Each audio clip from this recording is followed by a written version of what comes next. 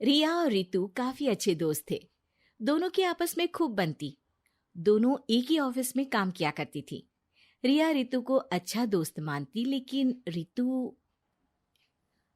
अरे रिया, तुम लोगों का अपना मकान नहीं है, क्यों नहीं तुम और नरेंद्र भी हमारी कॉलोनी में ही मकान ले लो? हाँ यार, आइडिया तो अच्छा है, लेकिन इतने पैसे आएंगे कहाँ से? अरे, हमारे होते हुए तुम्हें घबराने की जरूरत नहीं है। रुको, मैं अपने दूर के एक भाई से बात करती हूँ। उसका यही काम है, लोगों को घर दिलाना। थोड़ा सा कमीशन लेता है, लेकिन मार्केट के रेट से कम दामों में घर भी दिला देता है। अरे वाह, तुम अपने भाई से बात करो, मैं नरेंद्र से बात करती हूँ। रितु रिया के जाने के बाद अपने भाई को फोन करती है। अरे भाई, कोई मकान बिक रहा हो तो बताओ, मेरी एक सहेली को चाहिए। अरे है ना, पूरे 40 लाख का है। ओ भाई, ठीक है, फिर मैं उसे 45 लाख का बोलूंगी। दोनों मिलकर 5 लाख का आधा आधा बांट लेंगे, ठीक है? रितु रिया को मकान दिला देती है, लेकिन एक दिन उसका नया मकान देखने नरेंद्र की बहन आती है। अरे भैया, मकान तो अच्छा है, कितने का लिया? तुम्हारी भाभी की सहेली ने दिलवाया है, बड़ा ही ठीक रेट में मिल गया नीरू, सिर्फ 45 लाख का। तभी नीरू का पति बोलता है। नरेंद्र, ये तो बहुत महंगा है। मेरे दोस्त ने भी यही मकान सिर्फ 38 लाख में लिया है। चलो मैं तुम्हें उनके घर ले चलता हूँ। दोनों नरेंद्र की जीजाजी के दोस्त के घर जाते हैं, जहां उन्हें रितु का भाई मिल जाता है। क्या बात है, आपने हमें धोखे से महंगा मकान बेचा है। पता है कितनी मेहनत की कमाई का पैसा है। अब ये तो आप उन मैडम से पूछे जिन्होंने आपको ये मकान दिलाया है। उनके कहने पर ही मैंने ये रेट लगाया था। अब नरेंद्र को रिया पर गुस्सा आ जाता है। वो रिया को कहता है, रिया, तुम्हारी सहेली रितु तो एक नंबर की चालबाज और धोखेबाज निकली। मैंने उसके कहने पर इस मकान के 7 लाख ज्यादा खर्च किया है। रिया को भी नरेंद्र की बात सही लगती है। वो चुप हो जाती है। अगले दिन रितु रिया से मिलती है। रितु, मुझे तुझसे ये उम्मीद नहीं थी। तुमने 38 लाख का मकान 45 लाख में हमें बिकवा दिया। रितु अपनी पोल खुलती देख जोर जोर से रोने लगती है। अरे मैंने क्या बुरा कर दिया, तेरा भला ही तो सोचा था। अरे तुझे उस प्रॉपर्टी डीलर की बात पर भरोसा है, लेकिन अपनी सहेली पर नहीं। रिया को रितु के आंसू सच्चे लगते हैं और वो उसे शांत करती है। अरे अच्छा, शांत हो जा, चुप हो जा। सॉरी, हम लोगों की ही गलती है। हमें मार्केट में पहले रेट पता कर लेना चाहिए था। चल सॉरी। अब रितु आए दिन लोगों से रिया के पीठ पीछे बुराई किया करती थी। रितु अपनी ही दूसरी ऑफिस के सहयोगी से कहती है,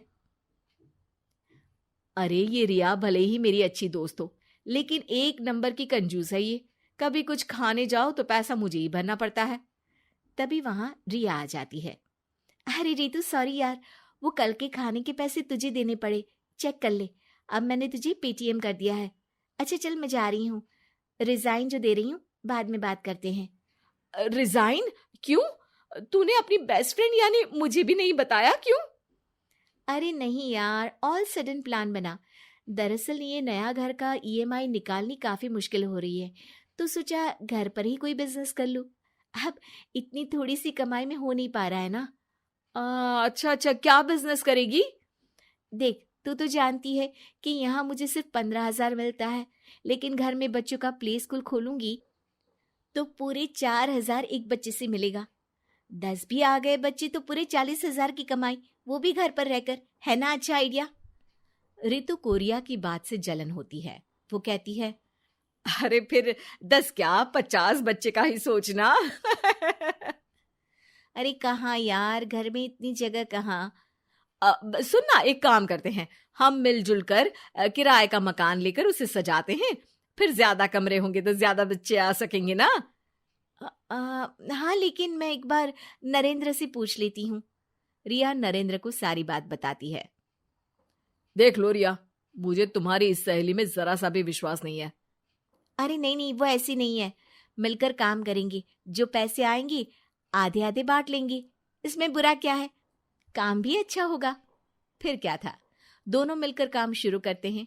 पूरा कमरा बच्चों के हिसाब से सजा दिया जाता है। टीवी, फ्रिज, बेड और न जाने क्या क्या। तेरे और मेरे मिलाकर 2 लाख का खर्च हो गया। अरे कोई बात नहीं, पैसे कमाने के लिए इन्वेस्टमेंट तो करनी पड़ती है। अब इतनी बड़ी रकम है, अच्छा है कि दोनों ने मिलकर कर ली, वरना एक के बस की तो बात नहीं है। हाँ, लेकिन अब मैं ना एक बात बोलना चाहती हूँ। देखो, पिछले 2 महीनों से जब से ये काम चल रहा है, सारी मेहनत मेरी ही है। मैं ही सारा दिन यहाँ का काम देखती हूँ।